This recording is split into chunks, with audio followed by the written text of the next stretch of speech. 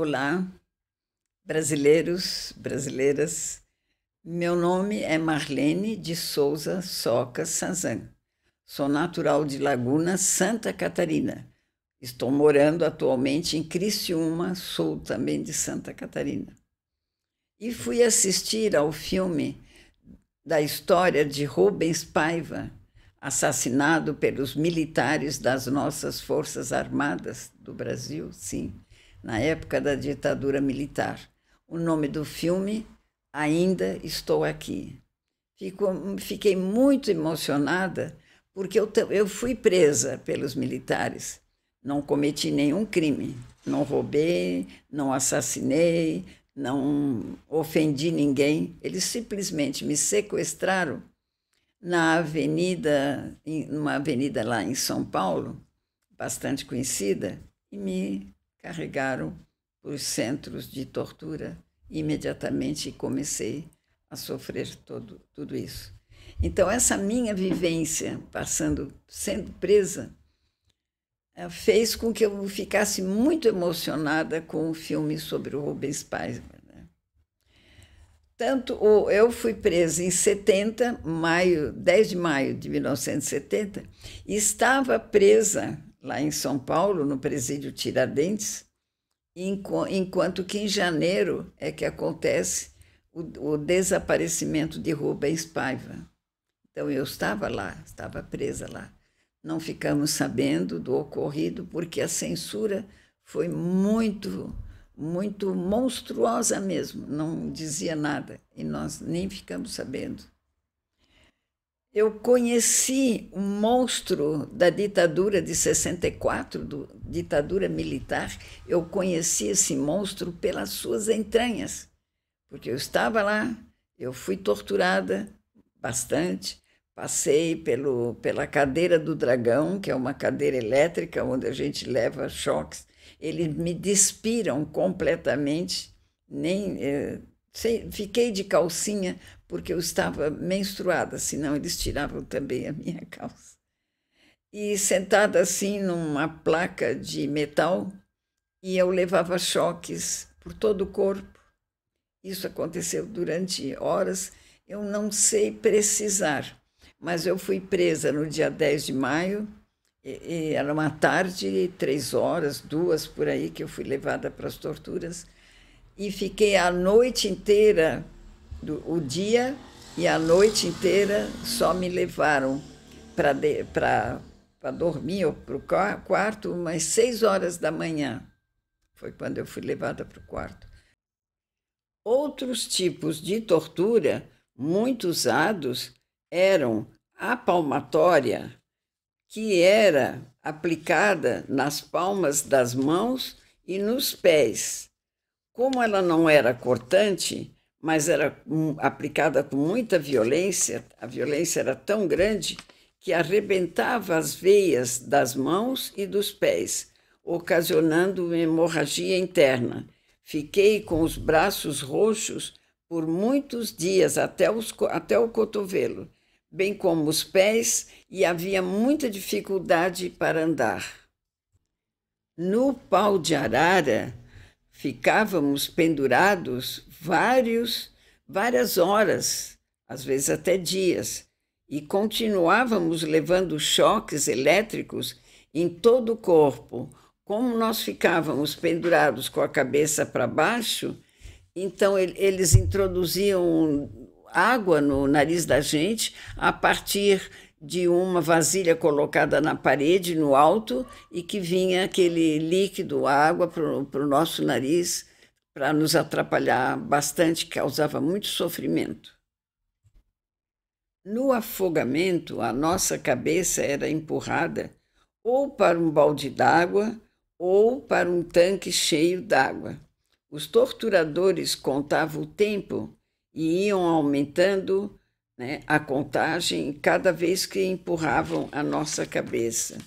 Então a gente ficava muito aflito, muito agoniado, e quando a gente estava praticamente desfalecendo é que eles paravam com a tortura. Mas às 6 horas da manhã para eu dormir, mas às 8 eles já foram lá me buscar novamente para continuar as torturas. Então foram mais 24 horas de torturas. E mais o terceiro dia, da mesma forma. Ficava o dia inteiro, a noite inteira, enquanto durava o tempo da equipe. E as equipes de torturadores iam se revezando umas aos outros, até que terminaram com as minhas torturas, etc. Então, assistindo esse filme,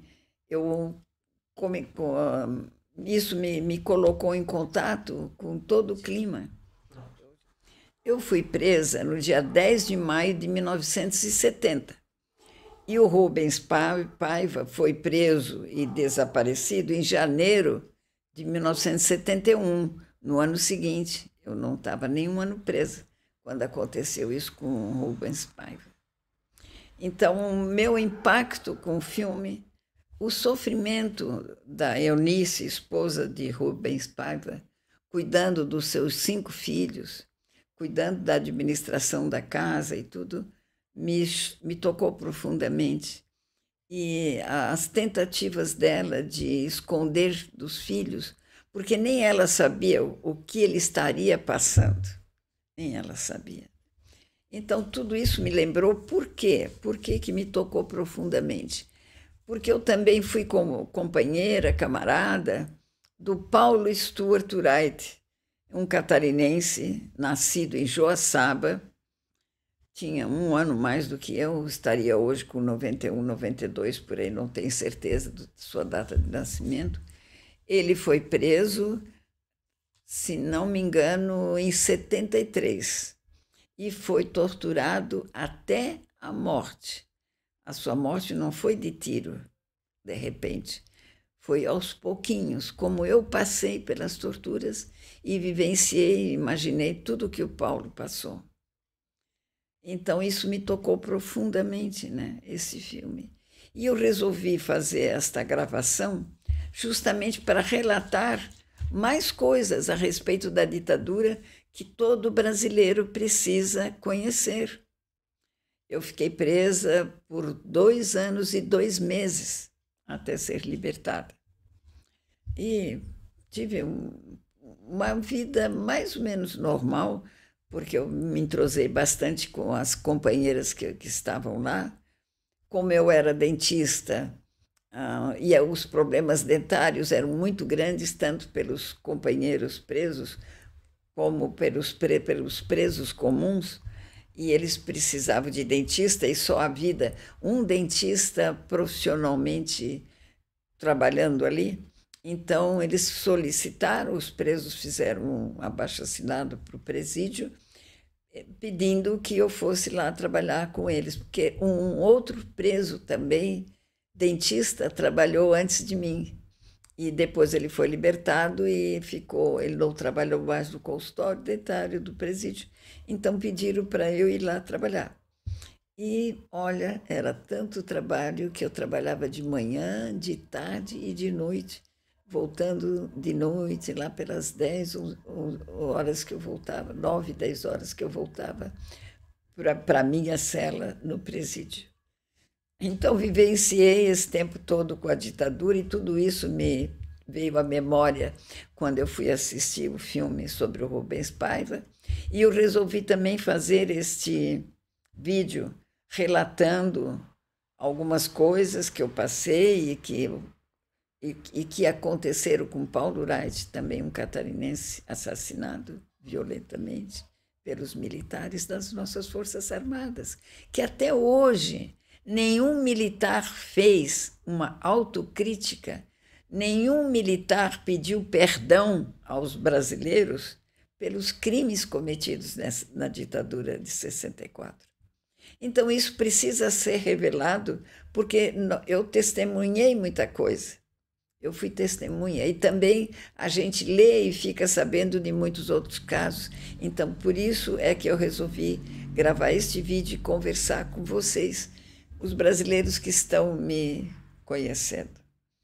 Quem foi Paulo Wright? Paulo Wright, nascido em Joaçaba, ele foi prisioneiro, né, uns 2 anos depois de eu ter saído da prisão.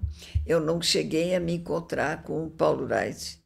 embora eu tivesse muita coisa para relatar da minha experiência para ele relatar a outros camaradas, porque nós tínhamos uma atividade de política contra a ditadura. Não chegamos a pegar em armas, mas tínhamos uma ação política, né, contra a ditadura militar, né?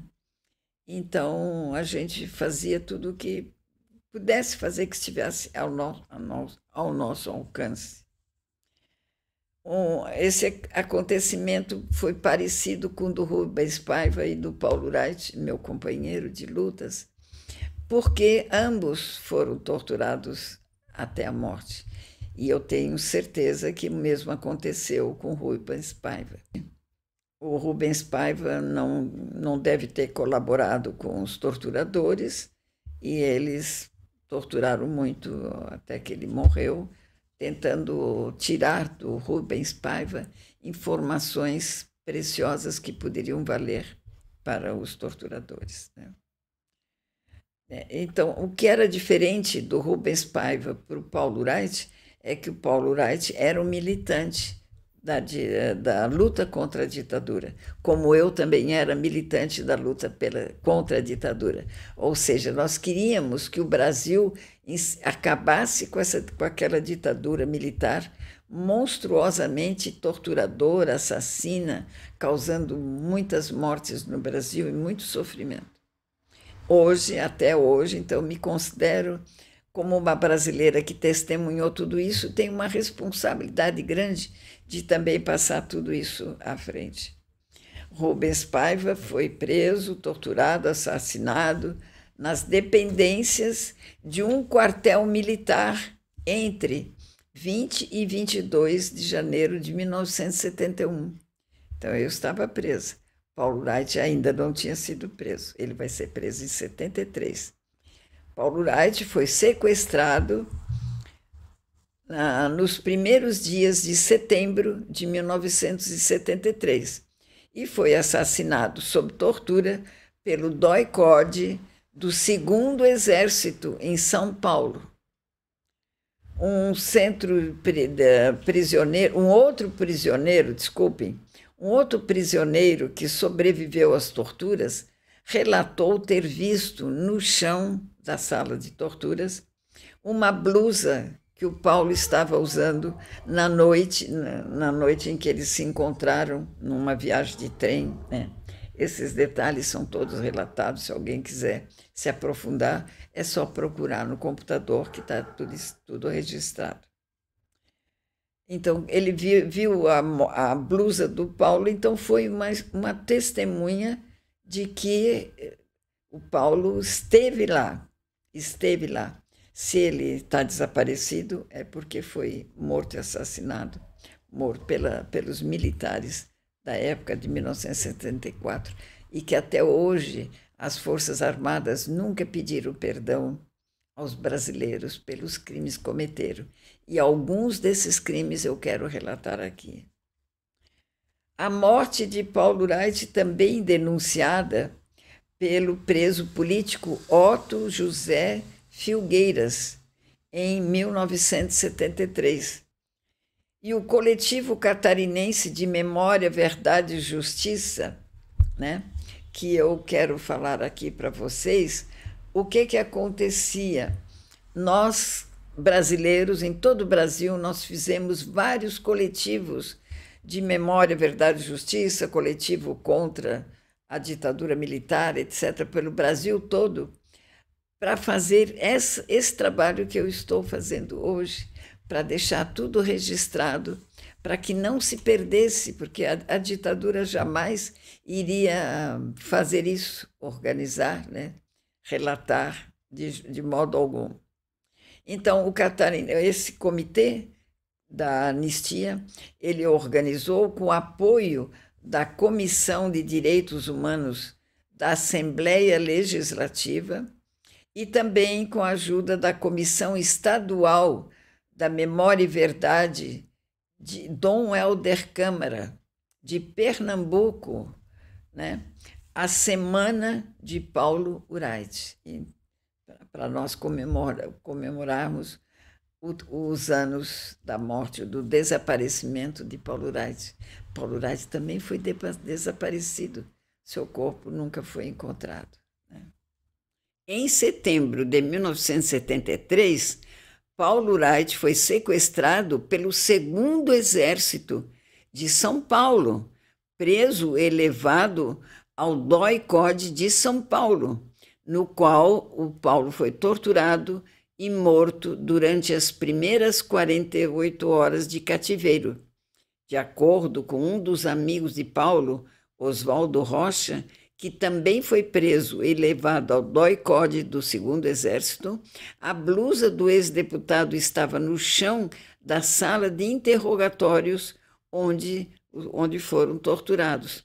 Sua morte, entretanto, não foi reconhecida até hoje e seu corpo nunca encontrado, permanecendo desaparecido. A documentação que a própria ditadura fez ou traz elementos sobre um teatrinho organizado pelos militares, né? Mentindo, dando falso testemunho. Do que? Ela inventa um tiroteio fraudulento, montado em 29 de outubro de 1973. Para quê que a ditadura inventou esse teatrinho?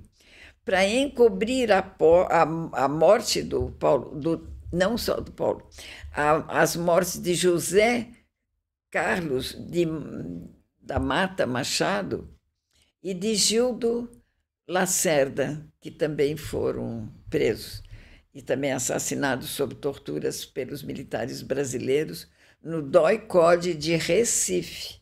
E além de Mata Machado e Gildo Lacerda, Paulo Wright também é inserido, né, nesta cena de mentirinha como um terceiro elemento que consegue fugir do cerco daquele tiroteio, né, atirando sobre os companheiros. Sabe-se que o suposto tiroteio, né, esse tiroteio aqui informado pelos militares das nossas Forças Armadas, que eles estavam mentindo e inventaram esse tiroteio, naquela época não ocorreu. Esse teatrinho de Caxangá foi inventado pelos militares das nossas Forças Armadas e mostra como nossos militares são mentirosos, inventando uma história que nunca ocorreu para encobrir os seus próprios crimes. Eu não entendo de leis, não sou jurista, nem advogada, mas considero esta mentira deslavada dos militares um monstruoso testemunho do baixo nível moral, histórico, psicológico e político dos nossos militares. Uma vez que testemunhas afirmam ter visto Gildo Lacerda morto no DOI-CODE, ou seja, nas dependências das nossas Forças Armadas.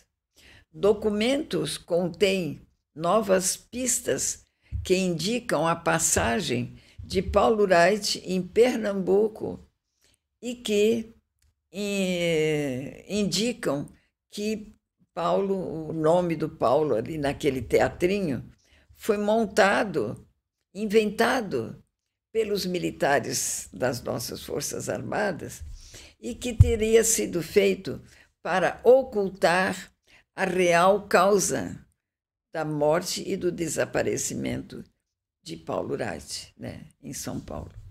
Agora vamos testemunhar uma outra reles mentira dos nossos militares. Prestem atenção. Um documento do SNI, né, da Agência do Recife, com data de 30 de outubro de 1973, sobre os acontecimentos da Avenida Caxangá, aparece o seguinte, abre aspas, porque é citação que está lá nos documentos. Abre aspas, no ponto, O que é ponto? É o local de encontro dos brasileiros que estavam se organizando para derrubar a ditadura militar. Então, volto novamente, abre aspas, no ponto entrou o subversivo clandestino João Stuart Wright. Tem esse erro aqui no nome do Paulo Wright, no documento da própria ditadura. O nome do Paulo é Paulo Stuart Wright. Wright é W-R-I-G-H-T. E nos documentos oficiais ele está Wright, como se pronunciava, com R-I-G-H-T. E o nome de João em vez do Paulo. Eles mesmos cometeram o erro, comprovando a sua mentira. No ponto local de encontro, entrou o subversivo clandestino João Stuart Wright. O nome está errado. O correto é Paulo Stuart Wright. E então, buscando que eles estavam relatando que o Paulo estaria buscando, que esse elemento subversivo estaria buscando encontrar o Mata Machado e o Gildo de Macedos Lacerda, que também estariam ali. E que o Paulo teria percebido a montagem dessa operação montada pelos militares, né, para capturar o Paulo Wright. Ele considerou que era isso aqui, que era uma traição dos seus camaradas, e fugiu atirando várias vezes sobre os seus camaradas. Seguidas vezes sobre os camaradas, é o que está relatado pelos próprios militares da época, né? Em outro documento do Ministério do Exército, né, tem outra mentira. O que está escrito é isso. Em 1973, foi localizado pela polícia do Recife, Pernambuco, tendo reagido a tiros, conseguindo evadir-se. Isso está também escrito sobre o Paulo Wright, e é mentira, isso não ocorreu. O que prova que os militares das nossas Forças Armadas são mentirosos, sem escrúpulos, inventam coisas. Inventaram esse teatrinho de Caxangá e que nunca existiu, né? Nem Paulo atirou sobre seus camaradas, isso é mentira. Uma tremenda mentira dos nossos militares das Forças Armadas. Quero chamar a atenção de vocês para mais uma prova de como os nossos militares são mentirosos. Esse documento do SNI de Recife tem a data de 30 de outubro de 1973, relatando sobre Paulo Wright como se ele estivesse vivo em outubro de 1973, quando, na verdade, os próprios militares prenderam, torturaram e assassinaram Paulo Wright em setembro de 1973, ou seja, um mês antes desse documento do SNI. E a confirmação da morte de Paulo Wright só apareceu 10 anos depois, em 1984, quando foi aberto os acervos do DOPS do Paraná. Na ficha de Paulo Wright consta a inscrição falecido, que os próprios militares colocaram, como se ele não tivesse sido torturado até a morte. Então eu fiz todo esse relato para mostrar aos brasileiros os crimes cometidos pelas nossas Forças Armadas na época da ditadura de 1964. Porque o povo brasileiro precisa saber desses crimes para nunca votar nos nossos militares, seja lá quem for, para qualquer cargo que seja, para qualquer coisa, porque eles não servem para coisa nenhuma. Os nossos militares das Forças Armadas não servem para nada. Nem para limpar latrina eles não servem. Não tem nem condição moral de limpar uma latrina. Isso eles não têm, de tão criminosos que eles foram. As nossas Forças Armadas são indignas, porque até hoje eles nunca pediram desculpas ao nosso povo brasileiro.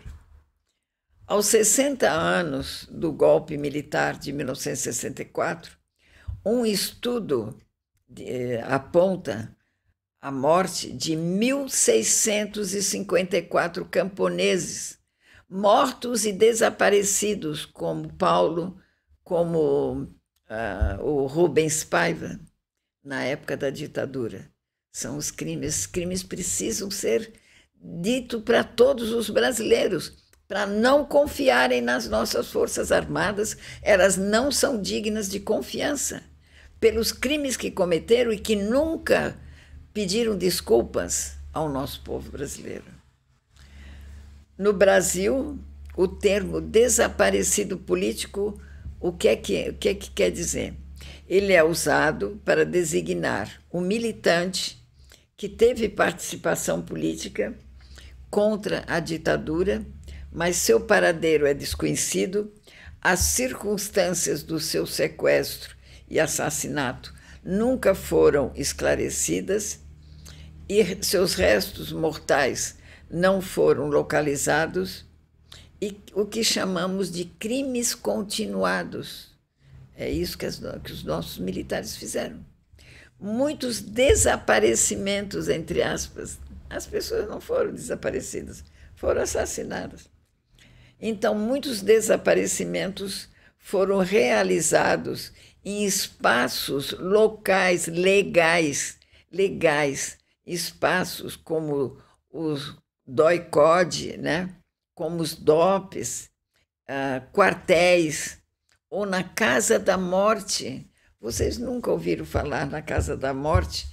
Ela era localizada em Petrópolis, no Rio de Janeiro, ou em propriedades rurais, como era chamado o Sítio 31 de Março. Onde ficava esse sítio? Em Parelheiros, na zona sul da cidade de São Paulo, usado como centro de torturas e assassinatos de opositores da ditadura de 1964. Conforme levantamento feito pela Comissão Nacional da Verdade, 210 brasileiros estão desaparecidos. 210 brasileiros foram desaparecidos. E foram localizados apenas 33 corpos. De 210 desaparecidos nessas circunstâncias que eu relatei para vocês, apenas 33 corpos foram localizados. E os agentes dos órgãos de repressão do Estado, até agora identificados, responsáveis pelas torturas e assassinatos, somam 337 militares, né, assassinos. Então, como eu vou repetir, somam 337 militares assassinos que cometeram esses crimes que eu coloquei aqui para vocês. Esses crimes, eu procurei esses relatos no Google. O Google, na internet, está tudo lá. Vocês podem fazer uma pesquisa também, cada um pode ir lá, para ver que eu não estou mentindo. A história do Paulo Wright está lá, do Marta Machado está lá, né, do Gildo Lacerda também, e muitos outros, mas como são muitos casos, eu não tenho tempo, quer dizer, teria tempo, mas esse meu relato ficaria muito longo e eu não quero me estender mais do que esses minutos que eu converso com vocês, né? Quem sabe, numa próxima vez, antes de morrer, eu ainda posso contar mais histórias da minha própria prisão, do tempo que eu vivi no DOPS em São Paulo e mais outras coisas. Obrigada pela atenção de todos. Lutem pelo Brasil, lutem para nunca ter uma ditadura militar tipo dessa que nós tivemos em 64. Nenhuma ditadura, principalmente militar, nunca pode acontecer no Brasil, porque enquanto isso não for cobrado, esses crimes não forem cobrados, legalizados e os culpados punidos, as nossas Forças Armadas vão continuar manchadas por esses crimes e vão ter que carregar ao longo da história, enquanto elas não pedirem perdão ao povo brasileiro pelas atrocidades que cometeram, elas ficarão manchadas por essa tremenda mancha terrível da nossa história. Obrigada, então, a todos vocês que me ouviram. Até breve.